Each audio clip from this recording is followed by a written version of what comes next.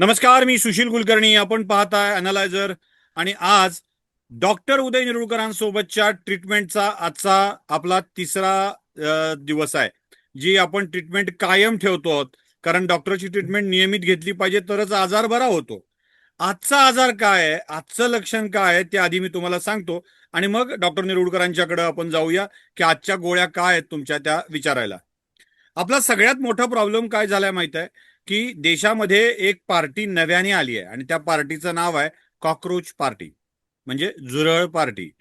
आता झुरळ जनता पार्टी देशामध्ये धुमाकूळ घालतीये, अक्षरशः करोडो फॉलोअर्स मिळवते आणि याच्या आधारावर देशात सत्तांतर होईल, देश बदलेल अशी स्वप्न बघून दिवसाच लाथा घालणारी माणसं तयार झाली त्या अनास्टरच्या गोष्टीसारखं.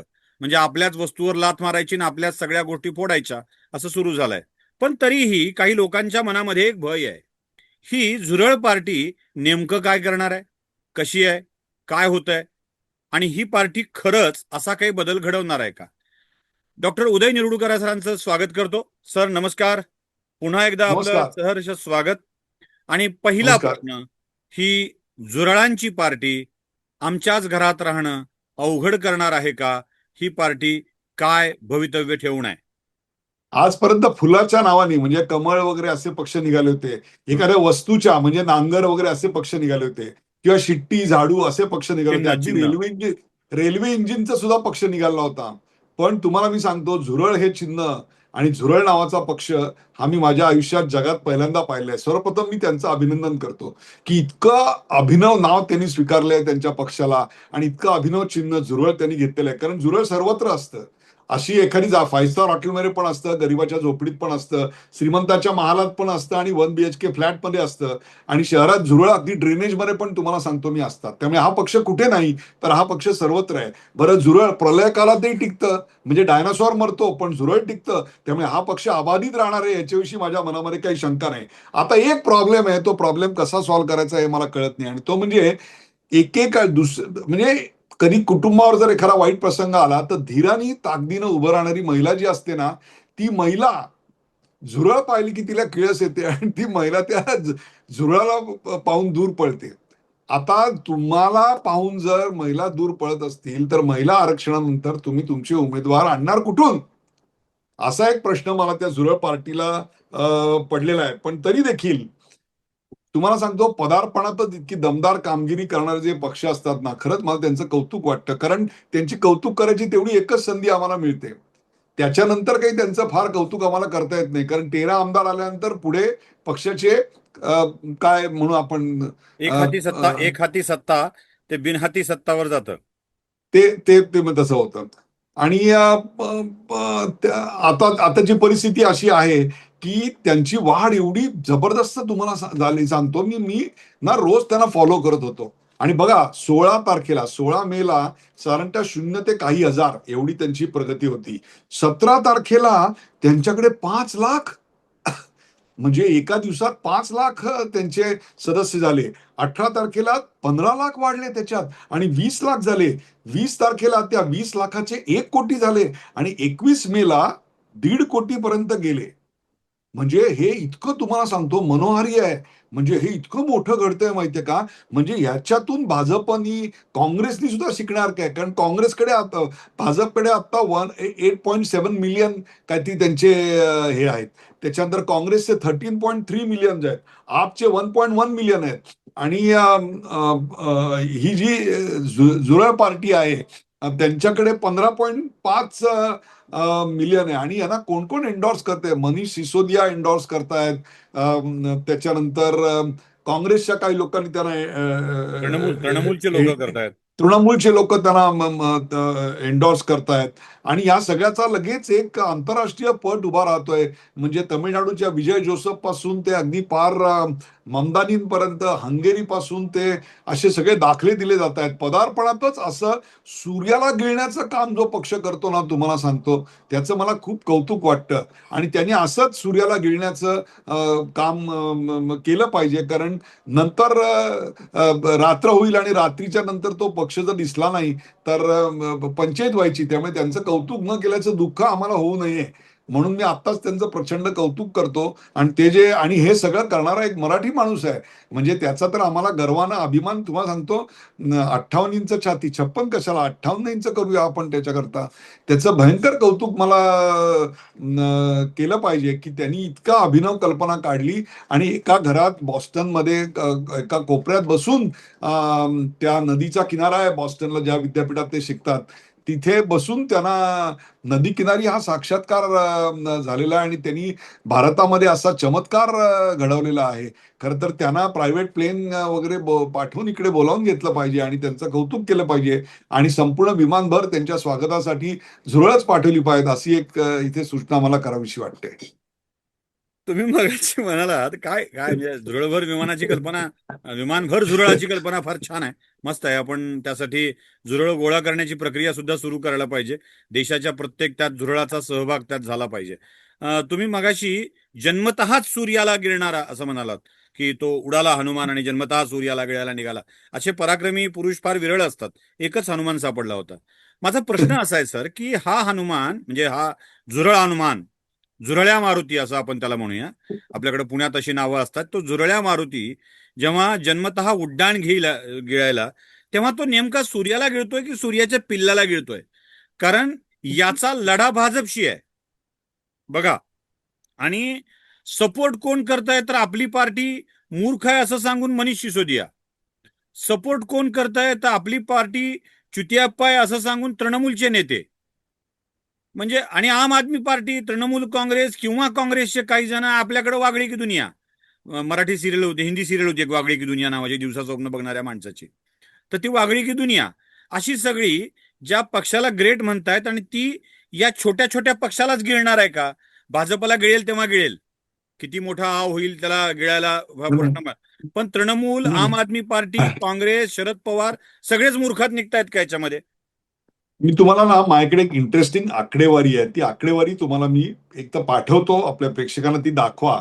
की असं काही, आता विनोद सगळे जाऊ द्या, आपण या आधीच्या प्रश्नाचं उत्तर खूप विनोदी दिलेलं आहे. आपण काही सिरियस या सगळ्यावर चर्चा करूया. आणि ते म्हणजे ही जी एक झुरळ पार्टी आहे ना, त्या झुरळ पार्टीची ही जी आकडेवारी मी सांगितली, 0 ते 5 लाख, 5 लाख ते 20 लाख, 20 लाख ते 1 कोटी, 1 कोटी ते 1.5 लाख, 1.5 कोटी असं जे वाढलेलं आहे ना, त्याच्यामधलं जे कंट्री वाईज इंस्टाग्राम फॉलोअर्स आहेत ना यांचे, इंस्टाग्राम फॉलोअर म्हणजे पक्ष नाही, ऍप म्हणजे पक्ष नाही, स्लोगन म्हणजे पक्ष नाही, हे समजायला त्यांना वेळ लागेल. पण सर्वात डेंजर काय आहे ते मी तुम्हाला आता दाखवतोय. आणि ते म्हणजे यांचे जे इंस्टाग्रामचे फॉलोअर्स आहेत त्यातले 49% हे आपल्या शेजारी मित्र राष्ट्राकडून आहेत. त्या मित्र राष्ट्राचं नाव आहे पाकिस्तान. हो. अमेरिकेतनं 14% आहेत, बांगलादेशमधनं 14% आहेत, भारतातून 9% आहेत, इंग्लंडमधून 3%, ऑस्ट्रेलियामधून 3%, सौदी अरेबिया 3%, युएई मधून 2% आणि इतर राष्ट्रातून 3% असे आलेले आहेत. आता ज्या पक्षाचे 49%, 49% जे आपल्या मित्र राष्ट्रातून आलेले आहेत, आता मित्र राष्ट्रातल्या लोकांना इथे आणून व्होटिंग करायला लावणार आहेत का, याचा काही मला उलगडा अजून काही झालेला मी नाहीये. तुम्हाला थांबवतो एक मिनिट. तुम्ही जी आकडेवारी टक्केवारी सहित देताय ही ऑथेंटिक आकडेवारी आहे असं म्हणता येतं का त्या आकडेवारीला? हो, ती त्याच्यावरनं, इंस्टाग्रामच्या ह्याच्यावरनच काढलेली आहे की ही आकडेवारी त्यांच्याकडे आहे. बरं, गंमत अशी आहे की विरोधी पक्ष त्यांचं काम करत नाहीत म्हणून आम्हाला फॉलोअर्स मिळत आहेत असं यांनी सांगितलेलं आहे. म्हणजे जे विरोधी पक्ष त्यांना हार घालायला उत्सुक आहेत, तो त्यांच्यावर प्रहार करून राहिलेला आहे. याची त्यांना कल्पना आहे का? याचं कारण जी मांडणी करतोय ना, ती मांडणी अतिशय केअरफुल केली जाते. म्हणजे याच्या मागे काहीतरी मेथड इन द मॅडनेस किंवा त्यांच्या मागे एक डोकं कार्यरत आहे आणि ते मेंदू कार्यरत आहे आणि ते म्हणजे आंबेडकर, नेहरू, गांधी अशी ती मांडणी आहे सगळी. आता यातल्या कुठल्या आंबेडकर वाराचा अभ्यास केलाय बरं का?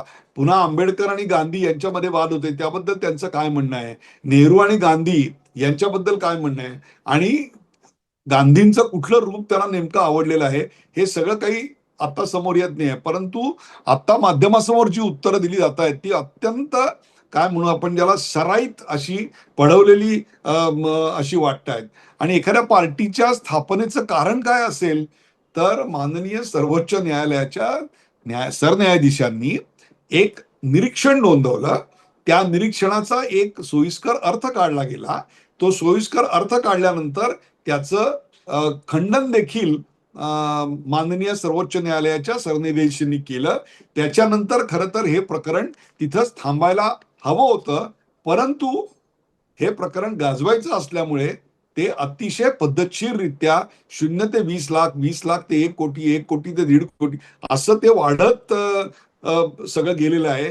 आणि लोकशाही वाचवायला पुढे येतोय, पण आम्ही निवडणुका न लढवता रस्त्यावर येऊन लोकशाही वाचवतोय, असा एक मला न कळलेला प्रकार इथे मला दिसतोय. त्यामुळे हा काय रोग आहे याचा अजून अंदाज येत नाहीये.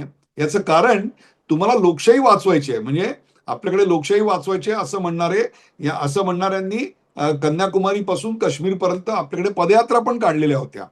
परंतु लोकशाही वाचवण्याकरता तुम्हाला आधी निवडणुका जिंकाव्या लागतात. निवडणुका जिंकण्याकरता लोकांचा विश्वास संपादन करायला लागतो.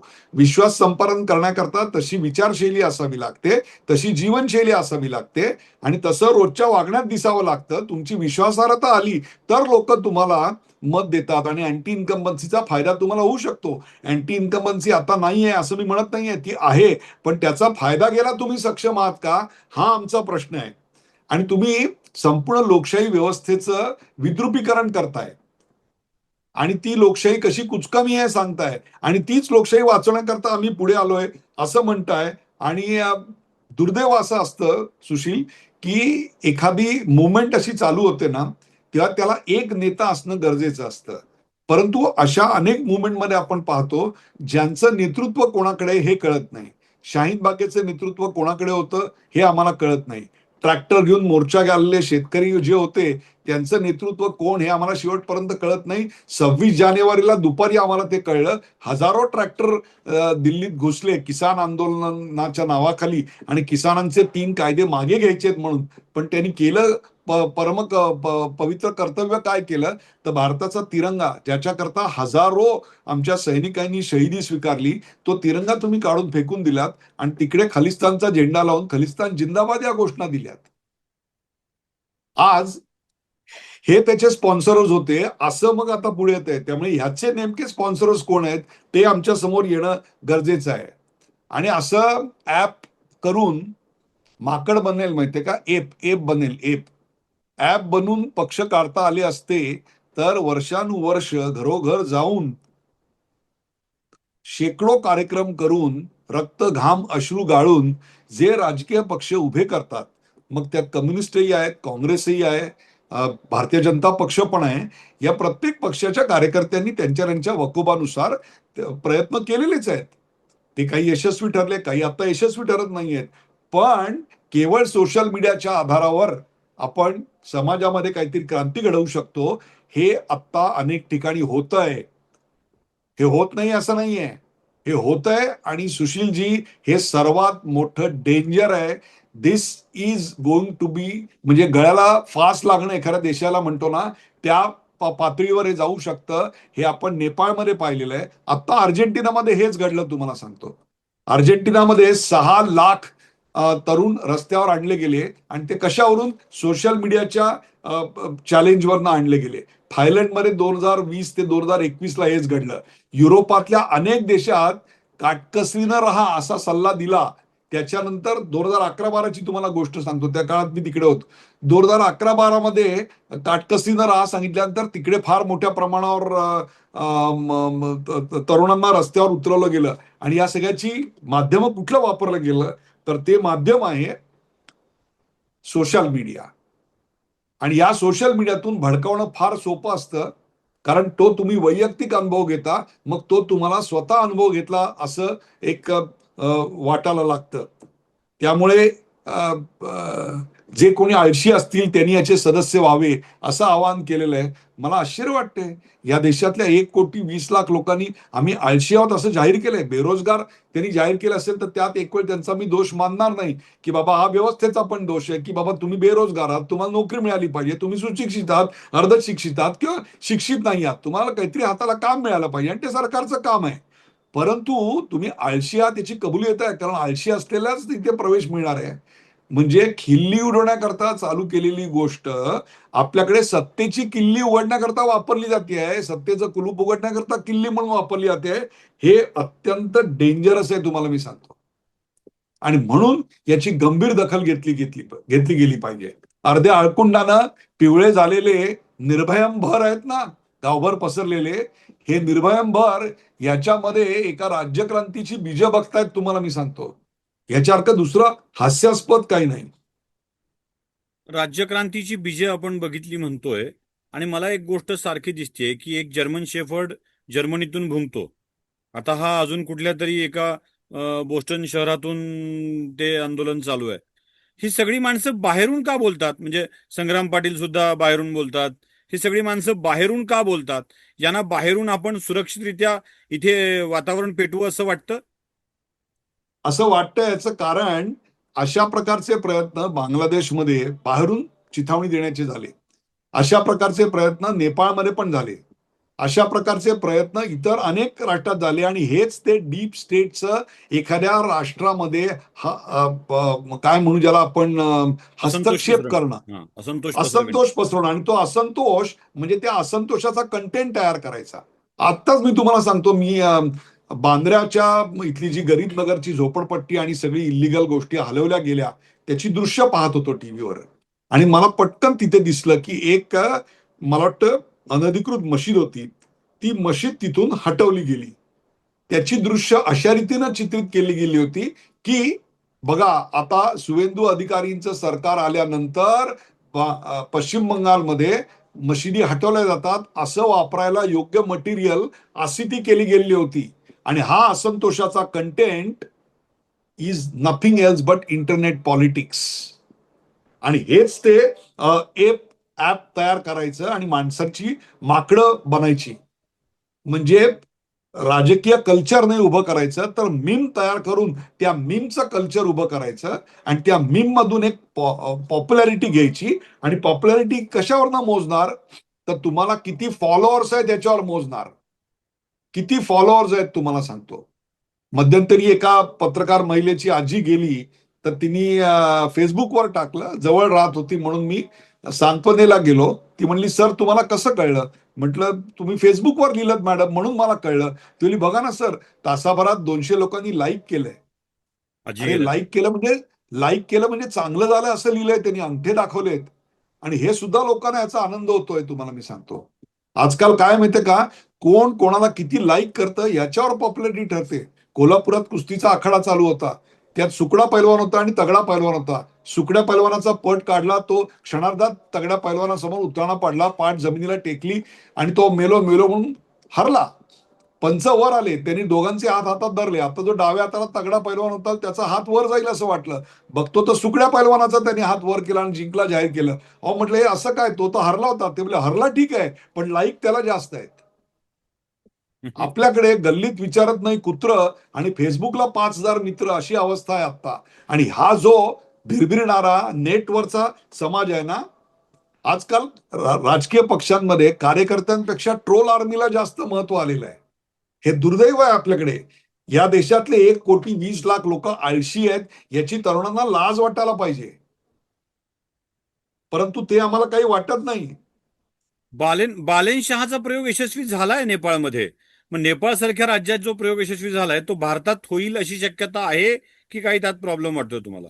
मला मला तो पूर्णपणे यशस्वी झाला असं वाटत नाही, कारण असं तुम्ही ममदानीच्या बाबतीतही बोलत होतात, कळलं का? सगळेजण ममदानीबद्दल पण हेच बोलत होते. ममदानीचं परवाचं बजेट जे आहे ना, ते मी अत्यंत बारकाईने अभ्यास केलाय.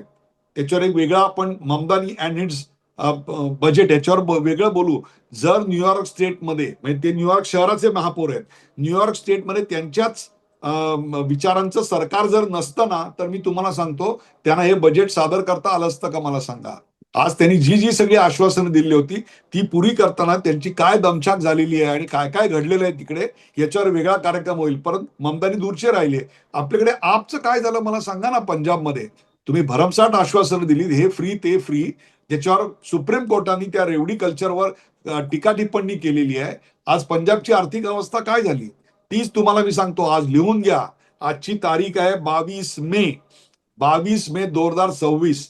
डिसेंबर जानेवारीमध्ये तुम्ही तमिळनाडूची अवस्था काय होती बघा.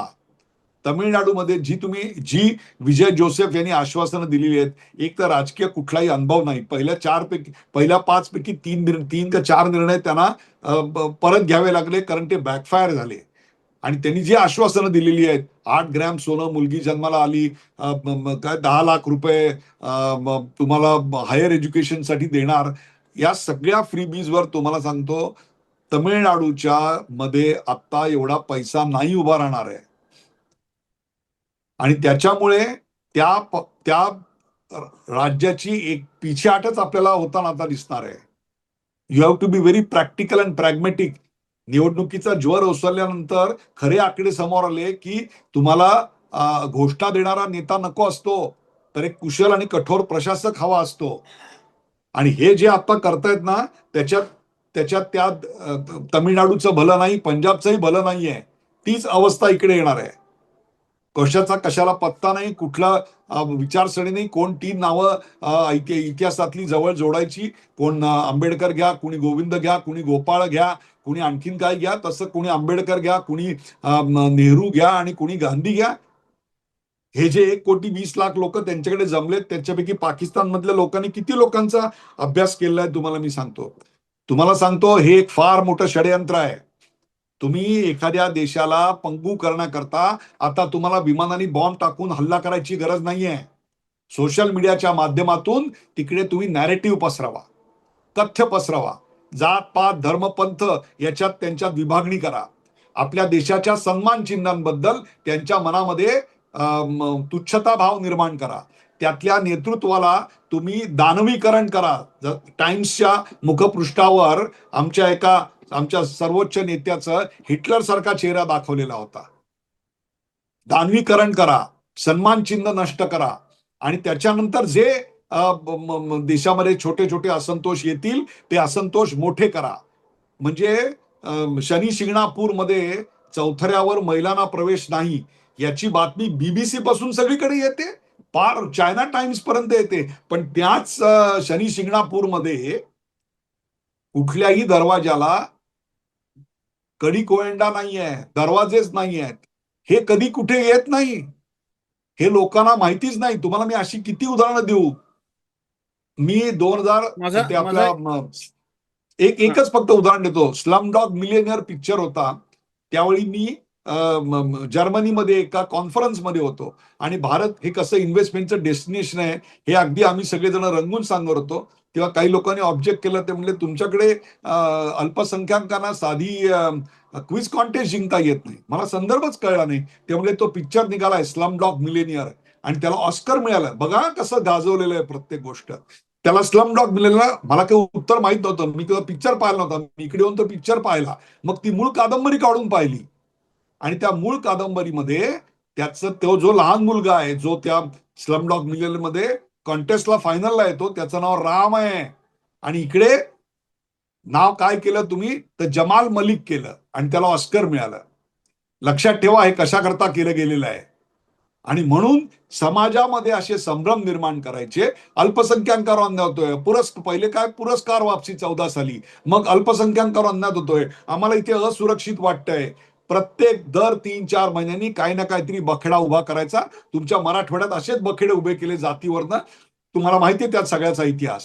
आणि त्याच्यातून समाजाला विभाग करायची आता एक नवीन सवय लावलेली आहे, आणि ती म्हणजे सगळं फुकट द्यायचं. काही काळाने काय होईल तुम्हाला मी सांगतो. आज हे रेकॉर्ड करून ठेवा. अनेकांना पिढ्यानपिढ्या हे जर मिळत गेलं तर आम्हाला महिलांना फुकट बस प्रवासाची सवय नाही लागणार. आम्हाला तो हक्क आणि अधिकार वाटेल. आम्हाला 5 किलो गहू, 5 किलो तांदूळ फुकट मिळाला पाहिजे, 5 किलो तेल फुकट मिळालं पाहिजे, याची सवय लागेल. आणि मग जर हे उद्या तुम्ही रद्द केलं, त्यांची आर्थिक परिस्थिती सुधारली म्हणून किंवा इतर कुठल्याही कारणाने, तर तुमच्या देशात अनरेस माजवले जातील. 1953 मध्ये इराणमध्ये मोहम्मद मुसाद यांच्या विरोधात असेच अनरेस पेटवले गेलेले आहे. पहिल्यांदा जनतेला इंटरनेटच्या आहारी करायचं, फेसबुक ट्विटर याच्यातून, आणि मग त्याच्यातून असंतोष पसरायला लागला, आणि सरकारने त्यावर थोडीशी पाबंदी आणली की त्याचा अनरेस भडका उडवायचा. हे आपल्या नेपाळमध्ये घडलेलं आहे, आणि तेच इकडे होणार आहे. इंडोनेशियामध्ये गिग वर्कर्सनी परवा अशाच प्रकारचं मोठं आंदोलन केलं. अर्जेंटिनामध्ये असंच झालं. या सगळ्यापासून सावध राहिलं पाहिजे. आणि ही जी झुरळ पार्टी आहे ही अशी लाईटली घ्यायची गोष्ट नाहीये. यांना यश मिळणार नाही हे तर काळ्या दगडावरची पांढरी रेग आहे. माझा यात एक छोटा प्रश्न आहे सर, कुतूहल म्हणून हा प्रश्न आहे, शेवटचा प्रश्न विचारतोय तुम्ही. या झुरळ पार्टीला साधारण 1.5 कोटी फॉलोअर मिळाले. 1.5 कोटीच्या आसपास फॉलोअर असलेल्यांची संख्या या देशामध्ये अजून खूप खूप लोकांची आहे, खूप पक्षांची पण आहे. एक.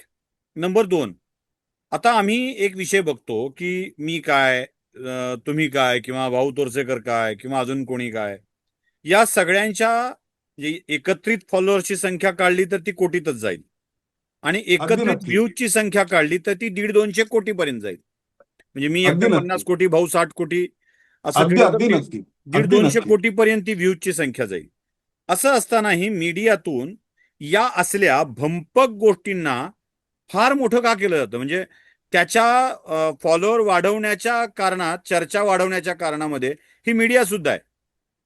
म्हणजे या बुडत्याला सोशल काडीचा आधार आहे. सोशल मीडियावरच्या त्यांच्या लोकांना, त्यांच्या विरोधातल्या लोकांना काही स्थान द्यायचं नाही, म्हणजे, आणि काही लोकांना मुद्दाम द्यायचं, असा हा प्रकार मीडिया सुद्धा या षडयंत्रात सहभागी असते का? ऍब्सोल्युटली मीडिया षडयंत्रात सहभागी आहे आणि हा त्या स्ट्रॅटेजीचा भाग आहे. ही जी जॉर्ज सोरोस आणि या सगळ्यानंतरची स्ट्रॅटेजी आहे ना, अराजक माजवण्याची एक पद्धती आहे तुम्हाला सांगतो. आणि ही अनेक राष्ट्रात आपल्याकडे लावली गेलेली आहे. ह्याच्यात काही कुठलंही राष्ट्र ह्याच्यातनं सुटलेलं नाहीये. पद्धतशीररित्या क्युबामध्ये काय वेपन्स ऑफ मास डिस्ट्रक्शन आहेत. क्युबामध्ये वेपन्स ऑफ मास डिस्ट्रक्शन आहेत. हे कुठे सापडले तर तुमच्या जिओ स्टेशनरी सॅटेलाइटला सापडले म्हणे. आणि तिथून सगळे हल्ले केले, सगळे केलं, क्युबाला खिळखिळा करून टाकलं. आज क्युबामध्ये इलेक्ट्रिसिटी नाहीये आणि they are dependent on America.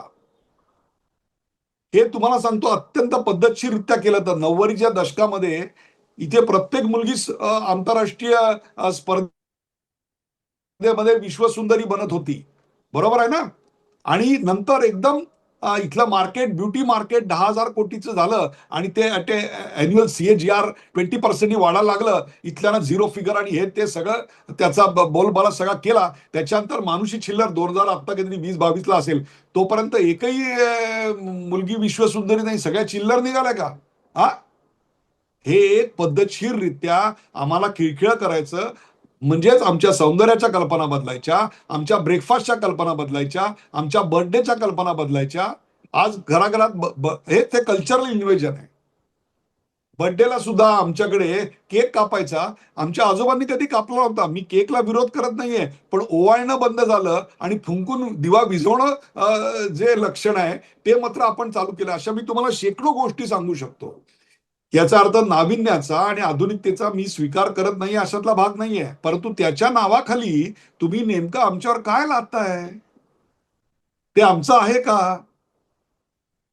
याचा विचार झाला पाहिजे. आणि या झुरळ पार्टीतून मला एक असं दिसतंय की लॉंग टर्म मध्ये असे छोटे छोटे प्रयोग करत राहायचे आणि त्यातला जो यशस्वी होईल त्या प्रत्येक घोड्यावर पैसे लावत राहायचं आणि त्यातला जो घोडा पुढे जाईल त्याच्यातनं इथे काहीतरी एक वेगळी क्रांती घडवायची. कारण तुम्हाला मतपेटीतून आता हे म्हणतात की लोकशाहीवर लोकांचा विश्वास नाही. अरे बाबा, लोकशाहीवर लोकांचा विश्वास नसेल तर 92% मतदान पश्चिम बंगालमध्ये, 90% कसं? मतदान आसाममध्ये कसं काय झालं? जर लोकांचा डेमोक्रेसीवर विश्वास नाही तर लोक वोटिंगला येणार नाहीत ना. पण त्याची हेडलाईन केली गेली आपल्याकडे की यांना मिळणारं समर्थन हे या गोष्टीचं आहे. म्हणून हे अक्षरशः झुरळ आहे, तुम्हाला मी सांगतो. या झुरळांनी थोड्या काळ बेजार केलंय आणि थोडा काळ ते घरातल्या महिलांना त्रास देऊ शकतील. पण आता माझा एक शेवटचा आणि एका वाक्यातल्या उत्तराचा प्रश्न आहे. झुरळ मारण्यासाठी लाल हिट असतं म्हणतात, काळं हिट कोणी वापरतं त्यांनी झुरळ मरतं म्हणतात. इथे नेमकं कोणतं हिट वापरायला हवं? भगवं हिट वापरा, भगवं हिट, बस एका वाक्यात. आता या भगव्या हिटचा वापर करावाच लागणार आहे, कारण या देशाला लुटण्यासाठी, या देशाला अस्थिर करण्यासाठीचे सातत्यानं प्रयत्न चालू आहेत. आधी संग्राम पाटील नावाचा एक वीर सोशल मीडियावरून बोलू लागला आणि भारतात येऊन अडकला. त्याच्या बोलण्यावर बंधन आलं. पुढे जर्मनीत बसलेला तो आणखी एक जर्मन शेफर्ड भारताविरुद्ध गरळ ओकू लागला आणि इथल्या व्यवस्थेविरुद्ध शंका निर्माण करू लागला. या दोघांच्यानंही ते जमलं नाही, म्हणून तिसरा एक झुरळ पार्टीवाला महाराष्ट्रातला माणूस विदेशातून बोलायला भाग पाडलं जाऊ लागलं. या देशावर राज्य करायचं असेल तर ते विदेशातून आक्रांता पाठवूनच करता येतं. हा इतिहास कदाचित या लोकांना ठाऊक असावा आणि त्यातूनच हे सगळं चालू आहे. या सगळ्यावर मात कोण करू शकतं तर छत्रपती शिवरायांनी भगवा झेंडा वापरूनच मात केली होती. तोच भगवा हीट म्हणून आपल्याला या झुरळांना हीट करण्यासाठी वापरावा लागेल. कारण जे या जैन झी पार्टीचे मुख्य म्हणले जात आहेत ना, ते जैन झी नाही आहेत, तर ते वयस्कर आहेत, चांगलं वय वाढलेले आहेत, राजकारणात 15-15 वर्ष काम केलेले आहेत, अशा लोकांच्याकडूनच हे षडयंत्र करणं चाललंय. त्यामुळं या अशा झुरळांना हाकलून लावण्यासाठी पेस्ट कंट्रोलिंगचा उत्तम पर्याय करणं आवश्यक होतं. आणि म्हणूनच त्या पेस्ट कंट्रोल रसायनाचे डॉक्टर निरुडकरांना आपण इथे बोलवलेलं होतं. सर, खूप खूप आभार. ही मालिका अशीच चालू राहणारच आहे. आपला वेळ घ्यावा लागणारच आहे. नमस्कार, धन्यवाद सर. धन्यवाद. धन्यवाद. धर्म जागृतीचा विधायक बुरुज NLighter News.